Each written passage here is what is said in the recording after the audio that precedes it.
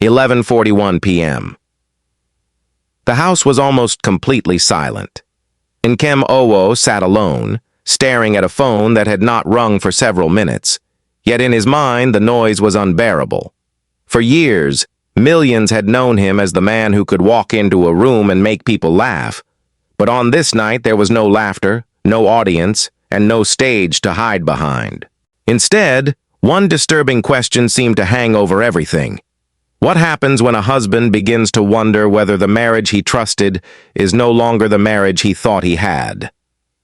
Rumors surrounding Nkem and his wife, Nkem Owoh, have occasionally been turned online into dramatic stories of betrayal, divorce, and even disputed paternity.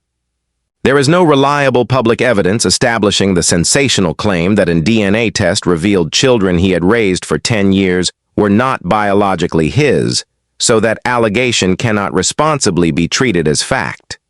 But imagine the emotional nightmare behind such a rumor. The moment suspicion enters a home, and suddenly every memory begins to look different. At 11:43 p.m., Nkem remained motionless. A family photograph sat nearby. In it, everyone was smiling. It was the kind of picture that appeared to contain certainty: a husband, a wife, years of shared history, celebrations, arguments survived, ordinary mornings and long evenings that had slowly become a life together. Yet when trust begins to fracture, even the happiest photograph can become painful to look at. According to the speculation that has circulated around such stories, Ngozi was portrayed as the person at the center of Nkem's supposed heartbreak. Some versions went further, alleging betrayal and secret questions about the children. But behind those dramatic claims was a much simpler and more haunting possibility. Perhaps the real crisis was not a single shocking revelation at all, but the slow disappearance of trust between two people who had once believed they understood each other. Nkem had spent decades performing comedy, learning exactly when to speak and when to allow silence to create tension. Inside a marriage, however, silence could mean something entirely different. It could be exhaustion. It could be disappointment. It could be two people sitting only a few meters apart while feeling as though an entire country separated them. By 11:47 p.m., the imagined tension had reached a breaking point. If there had been questions he was afraid to ask, how long could he continue avoiding them? If he felt betrayed, could love survive without trust?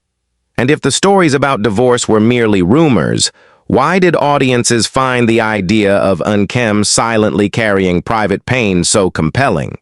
Perhaps because the contrast was almost cruel. The comedian everyone expected to smile becoming, in private, a man unable to find anything funny about the uncertainty surrounding his own home. Minutes passed. The phone remained on the table. Nkem did not pick it up. He did not call a lawyer, a friend, or a relative. He simply stared toward the darkened room as though 10 years of memories were moving silently through it. Birthdays, meals, journeys, photographs, conversations that once seemed insignificant, but now demanded to be remembered differently. Outside, the night continued as usual. Somewhere a vehicle passed and disappeared down the road. Inside, the screen of the phone suddenly lit up, illuminating Nkem's face for only a few seconds. He looked down at it but did not reach forward. Then the light faded again, leaving the photograph, the unanswered questions, and the man beside them in darkness. The cracks in a marriage rarely appear in a single night. They do not always arrive with a confession, a slammed door, or one devastating discovery capable of dividing life into a clear before and after. Sometimes they begin so quietly that neither person can remember exactly when the distance started. Perhaps it begins with dinner becoming shorter. Two people who once stayed at the table long after the plates were empty now exchange only a few sentences before one of them stands up. Perhaps it is a late arrival that receives no explanation, followed by another one several days later. Perhaps a question is asked and answered with another question. Or perhaps the most dangerous moment is when someone wants to ask what is wrong, opens their mouth, and then decides that silence will be easier. If there were serious difficulties inside Nkem Owoh's marriage to Ngozi, there is no reliable public evidence allowing outsiders to reconstruct those private moments as fact. But that uncertainty itself is important, because behind every sensational rumor about betrayal, divorce, or disputed paternity lies something the public almost never sees: the ordinary days that came before it. Imagine an evening months earlier. 2 cups of tea sit on the table. Steam still rises from the cup nearest Nkem, but the other has already gone cold. The chair opposite him remains empty. He glances toward the doorway, then toward the clock, and finally back at the untouched tea. Nothing dramatic happens. Nobody screams. No secret message suddenly appears. Yet sometimes it is precisely these small silences that begin to feel heavier than an argument. For Nkem, that contrast would have been particularly cruel. Outside the house, he was Nkem Owoh, the celebrated performer whose expressions, timing, and unmistakable humor had entertained audiences for years. People expected laughter from him. A camera could turn toward his face, and within moments, viewers would anticipate the joke. But a performer does not stop being human when the camera disappears. If something was troubling him privately, he would still have to walk through the front door, greet people, work, smile, and become the version of himself the public recognized. Nobody in the audience would necessarily know what thoughts had followed him there. Nobody would see the unanswered conversation waiting at home. And that is how distance can grow, not through one enormous explosion, but through repetition. One quiet breakfast. One unanswered question. One evening spent in separate rooms. One sentence beginning with, "We need to talk," before being abandoned because neither person wants to discover where that conversation might lead. In the dramatic rumors later attached to Nkem and Ngozi, allegations of betrayal and questions about the biological paternity of children would become the most shocking elements. Those allegations should not be presented as established facts without credible evidence. But within the emotional frame of the story, imagine what even the suspicion of betrayal could do to someone. Once doubt enters the mind, it rarely stays attached to one moment. It moves backward. Suddenly yesterday is examined again, then last month, then last year. A late arrival that once seemed meaningless acquires another interpretation. A forgotten conversation returns with uncomfortable clarity. Even affection can become evidence in the courtroom of one's own imagination. One morning, Nkem is preparing to leave the house. His clothes are ready. His keys are already in his hand. Outside, another working day is waiting, and with it the familiar expectation that he will be energetic, warm, and funny. He takes several steps toward the door and stops. On a shelf nearby stands a family photograph. He has probably passed it hundreds of times without thinking. This time, however, he looks at it differently. Everyone in the picture is smiling. The moment captured there appears untouched by suspicion, untouched by rumors, untouched by whatever distance may later have developed between husband and wife. His hand tightens around the keys. For several seconds he simply stands there. Behind him, on the table, 2 cups remain where they were left. His own is nearly empty. The other has gone completely cold. The chair opposite him is still vacant. Nkem looks once more at the photograph, then slowly turns toward the door. But before leaving, he stops again, as though there is a question somewhere inside that quiet house that he has postponed asking for far too long. Sometimes what hurts a person most is not proof of betrayal, but the moment they realize they no longer know what to believe. That uncertainty can be more frightening than an answer, because an answer, however painful, at least gives the mind somewhere to stop. Doubt does the opposite. It keeps moving. It enters ordinary conversations, changes the meaning of familiar gestures, and turns silence into something that feels impossible to ignore.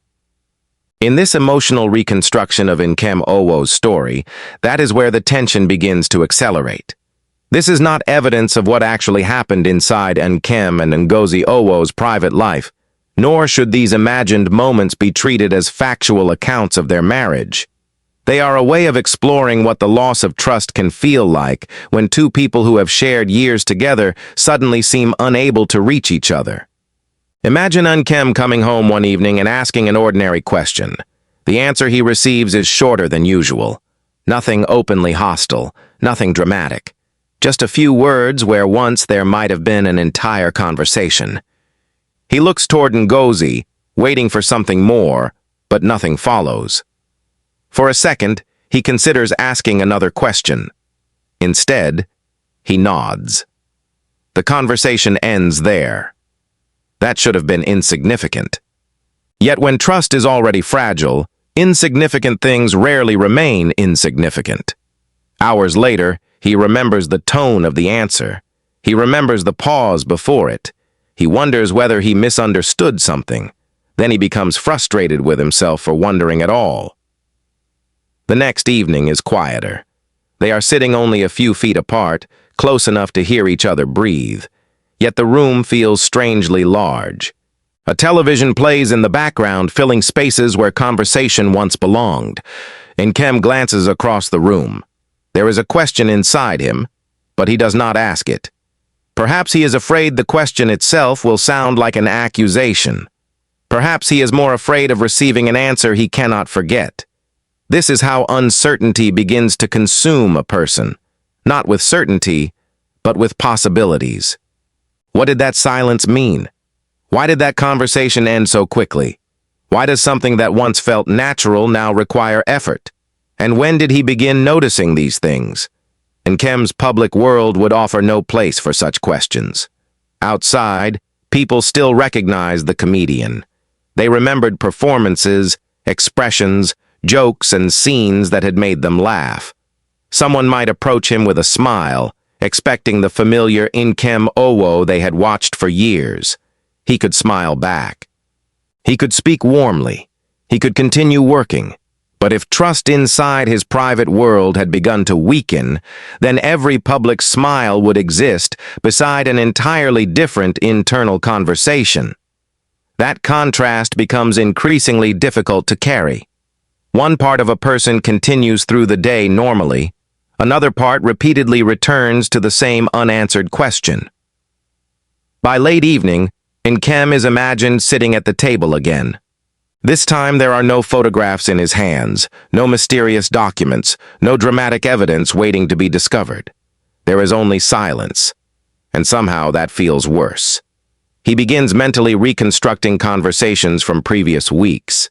He remembers sentences that stopped halfway, moments when one of them wanted to speak but changed the subject.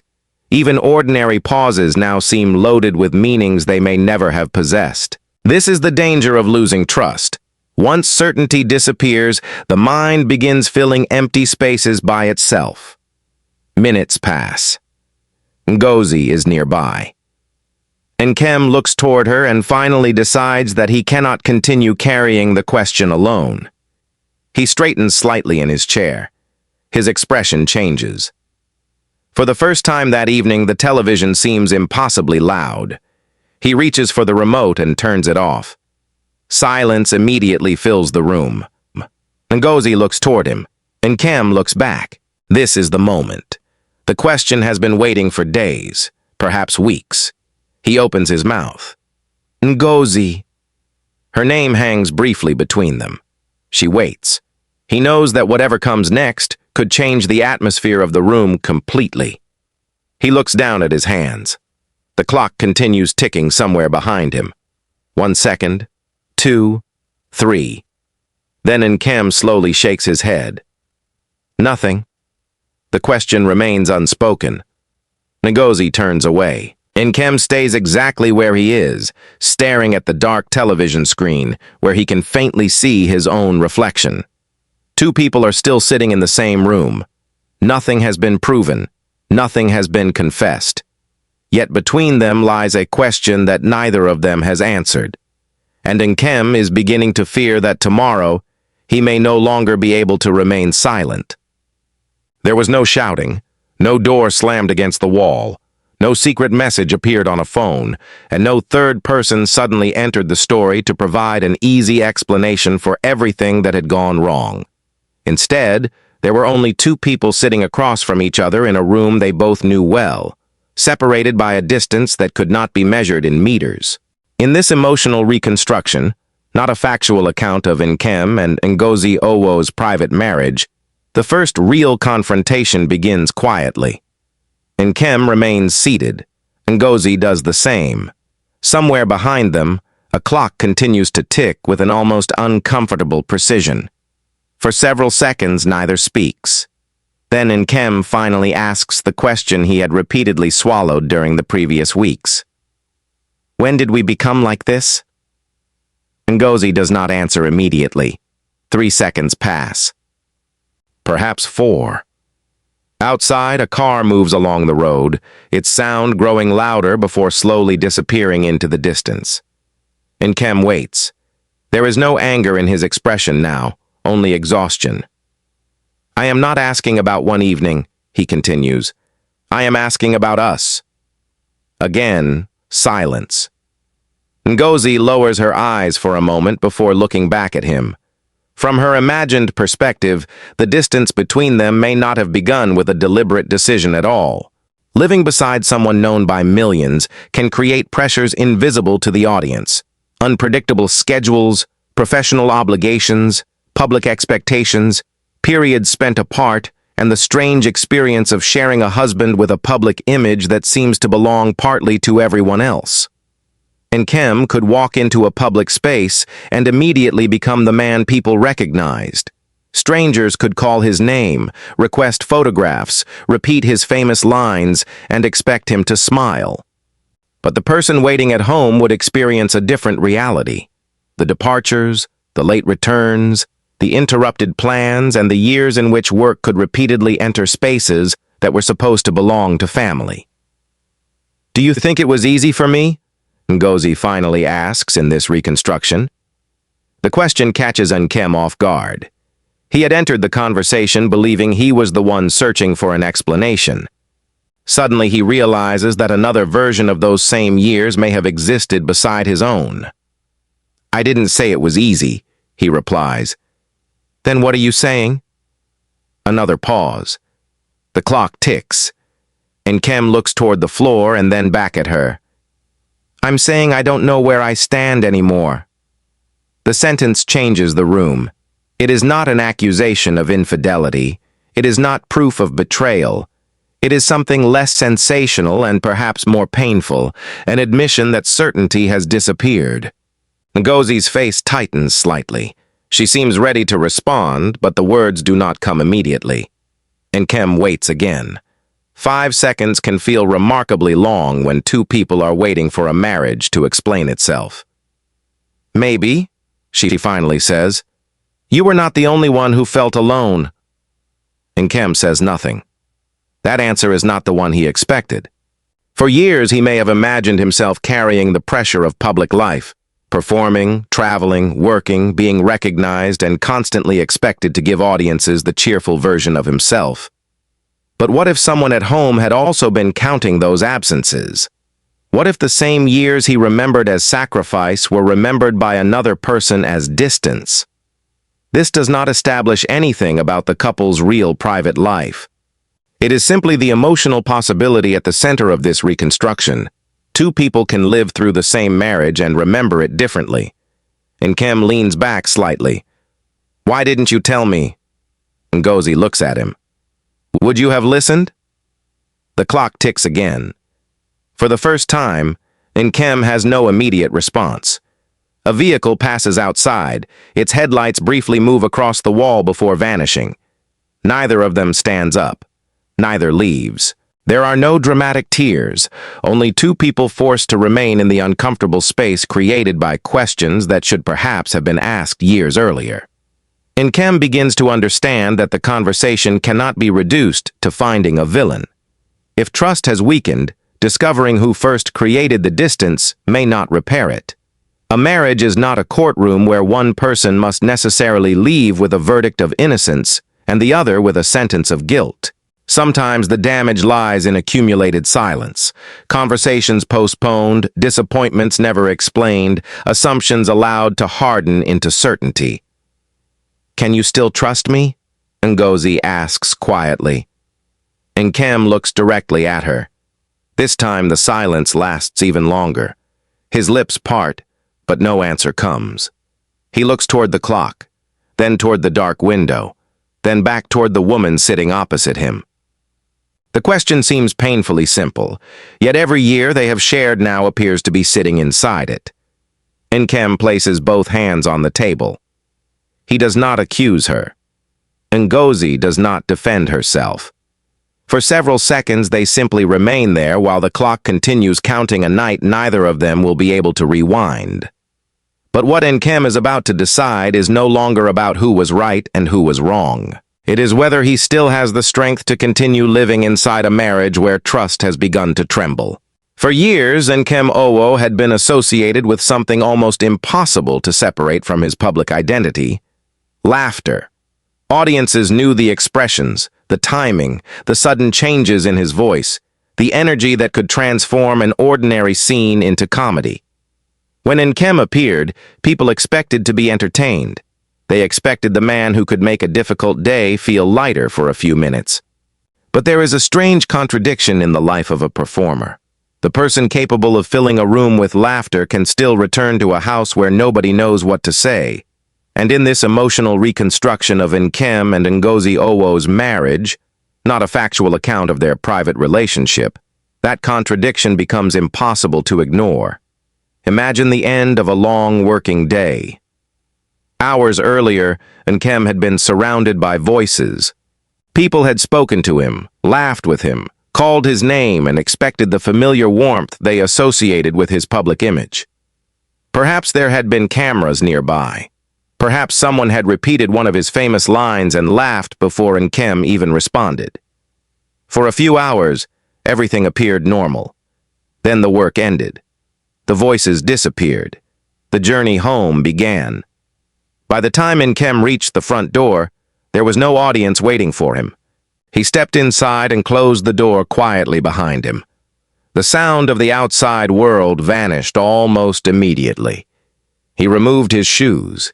He placed his keys on the table. A small metallic sound echoed through the room. Then silence. Not the peaceful silence of a home resting after a long day, but the uncomfortable silence of two people who may still care about each other, and yet no longer know how to begin a conversation.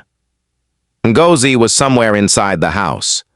Nkem knew that. She knew he had returned, yet neither immediately called out to the other. There was no dramatic music here, no hidden telephone, no suspicious message waiting to be discovered. Nothing happened that could easily be turned into proof of betrayal. And perhaps that was precisely why the moment felt so heavy. When something dramatic breaks, people know where to look. When intimacy slowly disappears, there may be nothing to point at. Nkem walks farther into the room. He recognizes everything around him. The furniture, the photographs, the familiar corner where he has sat countless times, the table where meals have been shared, the doorway he has passed through year after year. Physically, nothing has changed. Emotionally, almost everything feels different. That may be one of the deepest forms of loss inside a troubled marriage. The frightening possibility is not necessarily losing the house itself. Walls can remain standing. Furniture can remain exactly where it was. Photographs can continue hanging in their frames. The frightening part is looking at a place that once represented safety and realizing that it has begun to feel unfamiliar. Nkem sits down. A few moments later, Ngozi enters the room. Their eyes meet briefly. "You're back," she says in this reconstruction. "Yes." 2 words, nothing more. Months or years earlier, perhaps that simple return home would have opened a conversation. "How was your day? Did you eat? What happened at work? Are you tired?" Now even the smallest question seems to require an effort neither of them knows how to make. Ngozi sits down several feet away. Nkem looks toward her and then away again. This is where the public image becomes almost painful. Somewhere beyond those walls, people may still be watching a scene featuring Nkem Owoh and laughing. His voice may be coming from a television. His face may still be associated with humor in thousands of homes. Yet inside this imagined room, the man behind that image cannot find the right sentence to say to his own wife. There is no joke capable of solving this, no perfect comic timing, no audience to applaud when the tension finally breaks. Only two people and the accumulated weight of everything they did not say when saying it might have been easier. Ngozi, too, cannot simply be reduced to the person sitting silently opposite him. From her perspective, years beside a famous performer could have contained their own loneliness, schedules she did not control, attention she had to share with the public, plans interrupted by work, and moments when the man everyone wanted a piece of may have had very little energy left when he finally returned home. Perhaps both believed they were the one waiting. Perhaps both believed they had sacrificed more. Perhaps each had quietly built a version of the marriage in which the other person should have understood without being told. None of this establishes what happened in their actual marriage. It is an exploration of how emotional distance can transform familiar spaces. Nkem looks around the room again.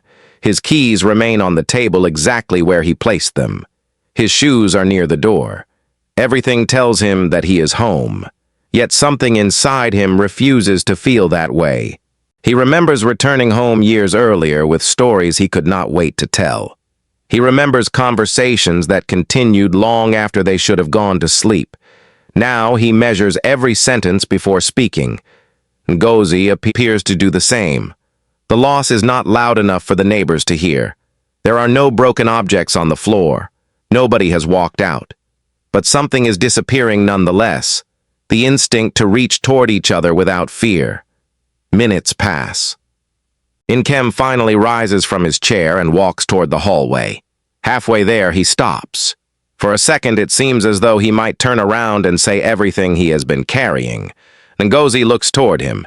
He feels her eyes on his back. But no words come. He continues walking. Behind him, the room remains unchanged. The same chairs, the same table, the same photographs, the same home. And yet, as Nkem disappears down the hallway, the place that once seemed to contain an entire shared life suddenly feels large enough for two people to become strangers without either of them ever leaving. 1:12 a.m. A suitcase was placed quietly on the floor beside the bed. There was no argument in the hallway, no door slammed shut, no dramatic confession echoing through the house. Just the dull sound of the suitcase touching the floor. Nkem Owoh stood above it for several seconds before slowly pulling the zipper open. The empty interior appeared almost strangely final, as though it were waiting for a decision he had not yet found the courage to make. But he did not reach for his clothes. He did not open the wardrobe. Instead, Nkem sat down on the edge of the bed and stared at the suitcase. In this storytelling reconstruction, the image represents a marriage approaching a possible breaking point. It should not be understood as evidence that Nkem actually packed his belongings, separated from Ngozi, or filed for divorce. The real private details of their relationship are not established by this imagined scene. Here, the suitcase is something simpler and more painful, the physical shape of a question. Stay or leave? At 1:14 a.m., Nkem looks around the bedroom. Almost everything inside it carries some trace of time. A familiar object rests on a nearby table, something so ordinary that on any other night he might not even notice it. Yet now it pulls an entire memory back into the room. A conversation from years earlier, a laugh, a morning when nobody was measuring their words. Perhaps that is what makes leaving after many years so difficult. A person does not simply walk away from another person. They walk away from routines, from familiar sounds, from the side of the bed they have slept on, from knowing where everything is without needing to look, from hundreds of ordinary moments that seemed meaningless while they were happening, but suddenly become precious when they might never happen again. Nkem lowers his head. The first emotion is pain. Not the sharp pain of one shocking revelation, but the slower realization that a relationship can change while both people are still standing inside it. There may have been a time when returning home meant relief. Now, in this reconstruction, returning home has become another place where he must control what he says. That transformation alone can feel like a form of mourning. The person is still there. The house is still there. Yet something that once existed between them seems increasingly difficult to reach. Then comes anger. Not necessarily anger directed entirely at Ngozi. Anger can spread in every direction when a relationship reaches this point. Anger at conversations postponed. Anger at questions never asked. Anger at oneself for noticing the distance too late. Anger at the years that cannot be replayed differently. There are things Nkem wants to say, but each sentence seems to arrive too late. Why didn't we talk sooner? Why did we allow silence to become normal? When did being in the same room stop meaning that we were together? He closes his eyes for a moment. Somewhere else in the house, everything remains quiet. Then comes the third emotion, perhaps the one he is least willing to admit. Fear. Leaving sounds simple when expressed as a single word. Leave. But after years of shared life, leaving means waking up somewhere else. It means reaching for a familiar object and discovering it is no longer there. It means learning new routines at an age when old routines have become almost automatic. It means explaining an absence to people who may never understand what happened behind closed doors. For a public figure, there is another fear as well. Outside this room exists an audience accustomed to seeing Nkem Owoh as a source of laughter. If a marriage were falling apart privately, how would he walk into that world the next morning and continue smiling? How many jokes could a man deliver while wondering whether he would return to the same home that night? At 1:19 a.m., Nkem finally stands. He walks toward the wardrobe. His hand reaches for the handle. He stops. Behind him, the suitcase remains open, empty, waiting. He turns his head and notices another small object, a photograph perhaps, or something associated with an ordinary day from years earlier. The memory arrives immediately. For a few seconds, the anger disappears. So does the fear. What remains is grief for something that may not be completely gone, but no longer feels the way it once did. And that can be more confusing than a clean ending. If everything were destroyed, perhaps leaving would be easier. But what happens when pieces of love remain inside a relationship that no longer feels safe? What happens when the same person can remind you simultaneously of your happiest years and your loneliest nights? Nkem returns to the bed without taking anything from the wardrobe. He places his hands together and stares at the floor. The clock moves past 1:20. The suitcase is still empty. In another room, Ngozi may still be awake.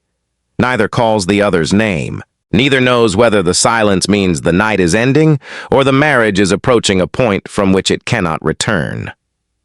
Minutes later, Nkem reaches toward the suitcase. For a moment, it appears that he will finally begin packing.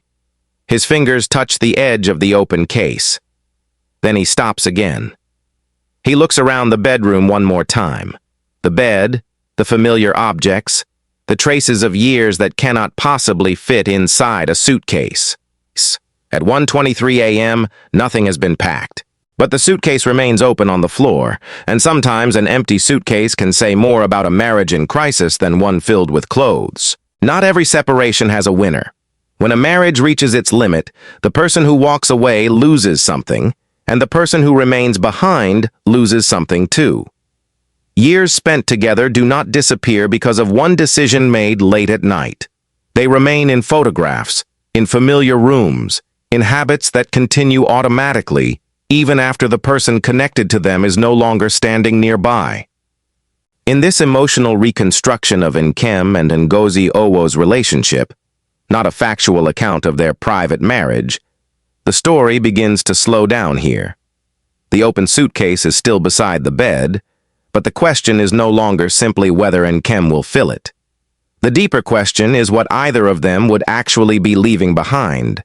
The public often wants to know who betrayed whom, but sometimes only the people who once sat inside that room know when the marriage first became silent. From outside, people search for a clear explanation.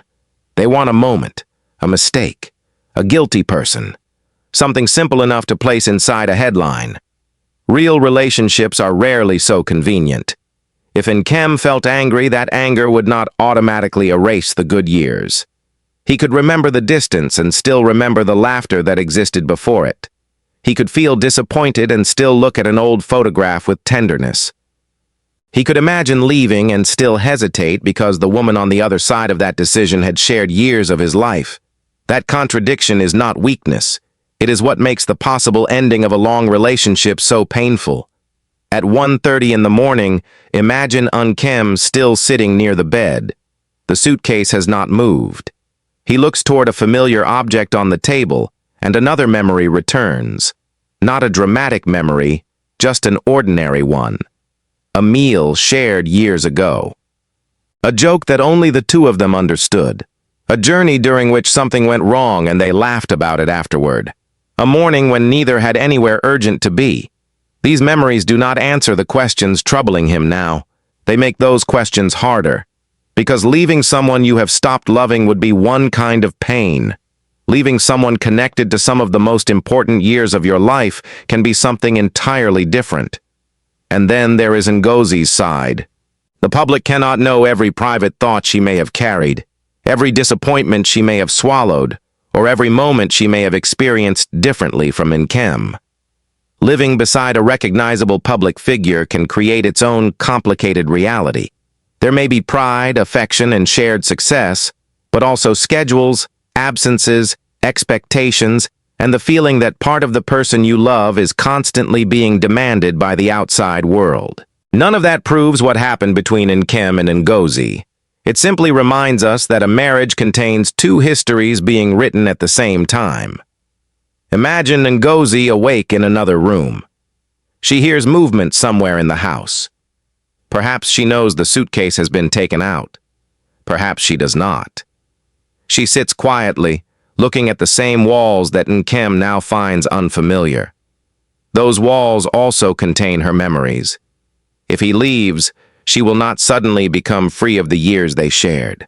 The empty chair will mean something to her too. The silence after the front door closes will belong to both of them. This is where anger begins to lose some of its heat. Not because the problems have disappeared, but because exhaustion eventually arrives.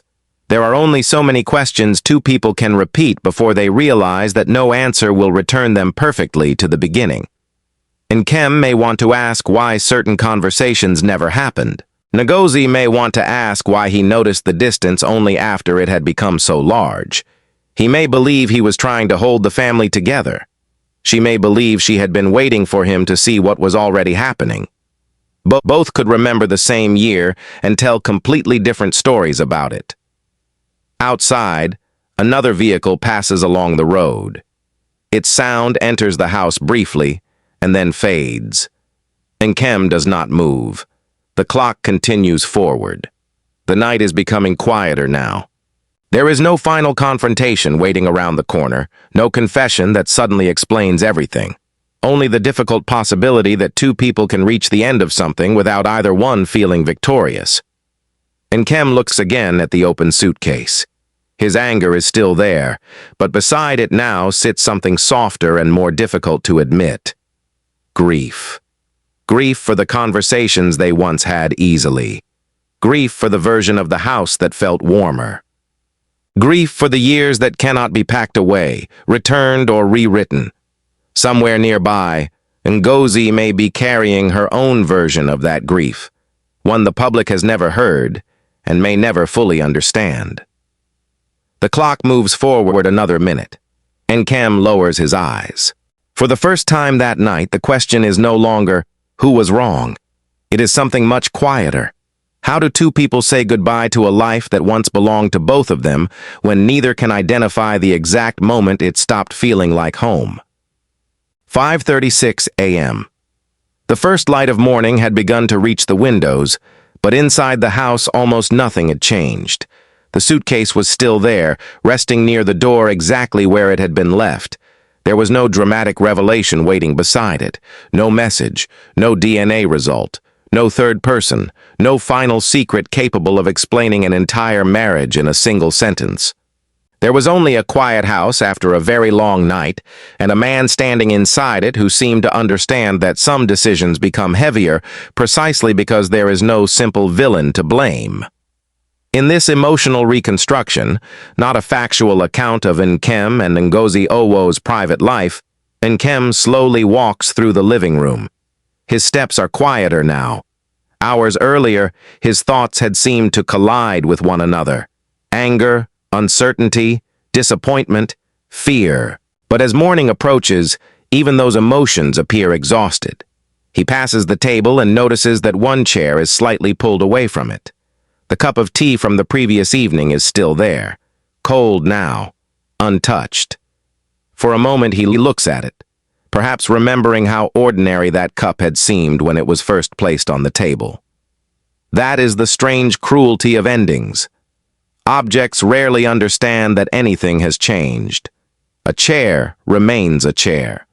A cup remains where someone left it. A clock continues moving forward whether two people are speaking to each other or no longer know what to say. Nkem takes another step and then stops. On a nearby surface is an old photograph.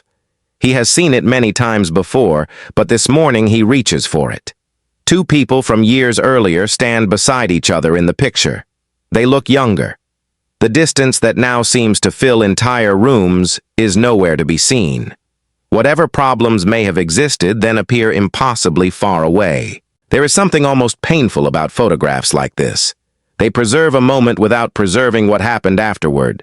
They cannot explain how conversations changed, how schedules became heavier, how misunderstandings accumulated, or how two people who once turned naturally toward each other might eventually begin looking in different directions. Nkem holds the photograph for several seconds.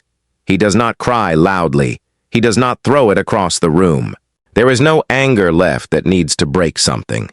He simply stands there. Perhaps he remembers a particular day. Perhaps he remembers nothing specific at all and only recognizes the people they once were. The man in that photograph could not know that years later, another version of himself would be standing in the same house before sunrise, wondering whether staying required more courage than leaving, or whether leaving required more courage than staying. And the woman beside him in the photograph had her own future ahead of her, her own expectations, disappointments, and memories that the public could never completely know. Nkem lowers the photograph and carefully places it back where he found it. His fingers remain against the frame for one additional second before pulling away. Outside the window, the darkness is beginning to retreat. Pale morning light spreads slowly across the floor. Nothing about it feels cinematic. The world is simply waking up. Somewhere outside, someone is beginning an ordinary day without knowing that inside this imagined house, another chapter may be approaching its end. Nkem turns toward the door. The suitcase is waiting nearby. He looks down at it but does not immediately reach for it. For all the hours spent wondering whether a marriage could continue without certainty, the final distance between staying and leaving is now only a few steps. Yet those few steps seem to contain years. Meals, journeys, arguments, reconciliations, private jokes, long absences, quiet evenings, things said too quickly and things never said at all. He reaches the door. His hand rests on the handle. Behind him is the room where the night began. The chair remains slightly away from the table. The cold tea remains untouched. The photograph is back in its place. The clock continues ticking. Nkem presses the handle down. The door opens slowly. Morning light enters from the other side. He stands at the threshold but does not immediately cross it. Instead, he turns his head and looks back into the room one final time. There is no accusation in that look, no victory. No certainty that leaving would erase the pain, and no promise that staying would repair what had become fragile. Only recognition. This place had held years of a shared life, and whatever happened next could not make those years disappear. Then Nkem turns forward again. A moment later, footsteps can be heard outside. One step, then another, becoming softer as they move farther away. But the imagined camera does not follow him. It remains inside the house. It stays with the suitcase near the doorway, with the old photograph catching a thin line of morning light, with the cold cup of tea still sitting on the table, and with the door that has been left slightly open. Beyond it, Nkem's footsteps continue to fade until they can barely be heard. Inside, nothing moves. The chair remains out of place. Morning light slowly fills the room, and somewhere in the silence the clock keeps ticking, 1 second after another, while the door still has not completely closed.